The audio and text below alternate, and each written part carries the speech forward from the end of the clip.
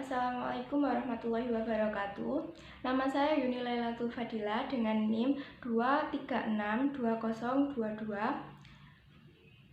Dari kelas A1 Prodi Akuntansi 2023. Saya di sini akan mempresentasikan jawaban dari ujian akhir semester mata kuliah Matematika Ekonomi dengan nama dosen pengampu Bapak Ahmad Rifan Maulana, SPD MSI.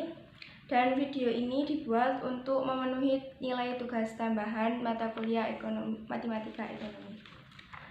Dan berikutnya saya akan mulai dari soal nomor 1. Baik, yaitu soal yang pertama.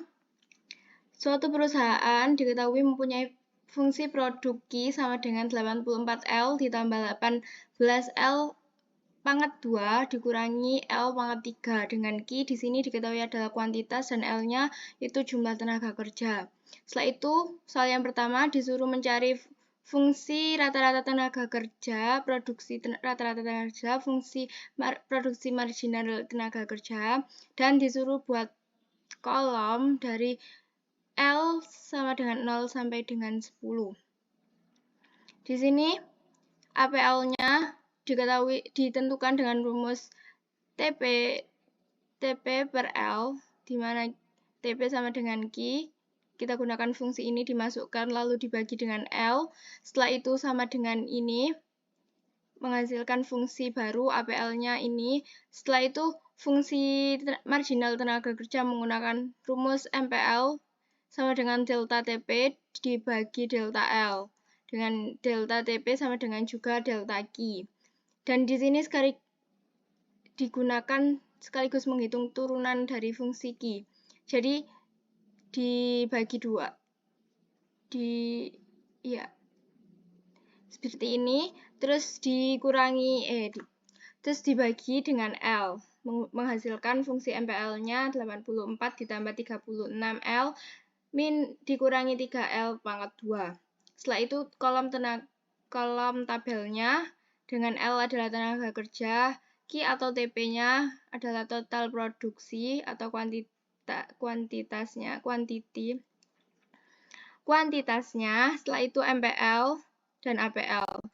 Ini adalah disubstitusikan atau dimasukkan.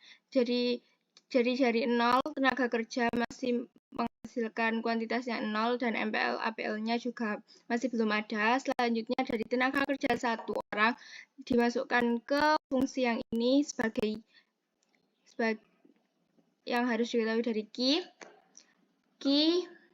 dimasukkan fungsinya 184 L-nya diganti 1, disubstitusikan, menghasilkan kolom seperti ini. Selanjutnya yaitu soal yang kedua, gambar kurva dengan kurva total, produksi total, marginal, dan kurva produksi rata-rata menggunakan tabel ini. Seperti ini gambarnya, ini adalah grafik total produksi. Seperti ini, dan yang kedua adalah grafik total dari grafik dari produksi marginal dan produksi rata-rata. Seperti ini. Ini buatnya harus sejajar.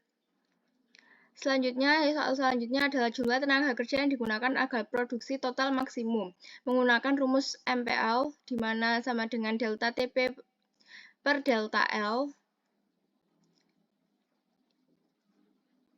Ini adalah fungsi dari yang diketahui MPL tadi di atas, lalu difaktorkan.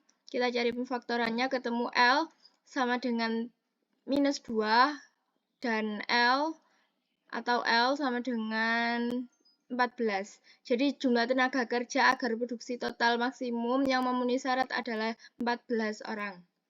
Selanjutnya soal D, jumlah tenaga kerja yang digunakan agar produksi rata-rata maksimum. Jumlah tenaga kerja produksi rata-rata yaitu dengan rumus APL seperti ini, dan dipisahkan A sama dengan minus 1 karena di sini adalah minus L pangkat 2. Dan selanjutnya yang dicari adalah jumlah tenaga kerja, maka L maksimumnya menggunakan rumus minus B per 2A. Diketahui jumlahnya adalah 9, rata-rata maksimum tenaga kerjanya.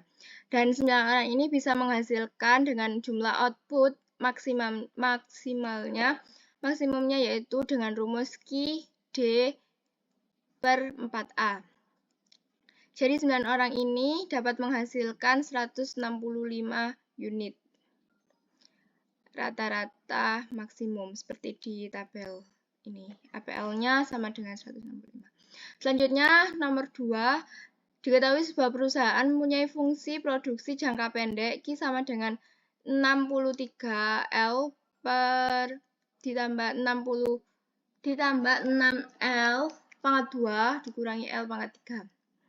Dengan L adalah output per bulan dan dengan Q adalah output per bulan dan L sama dengan jumlah pekerja. Soal nomor A, disuruh gambarlah 3 tahap produksi dari perusahaan. Ini ditulis, jadi diketahuinya Q atau TP-nya sama dengan fungsi yang ini. Dicari APL-nya menggunakan rumus ini, ketemu ini, dan MPL-nya ketemu ini, jumlah turunannya.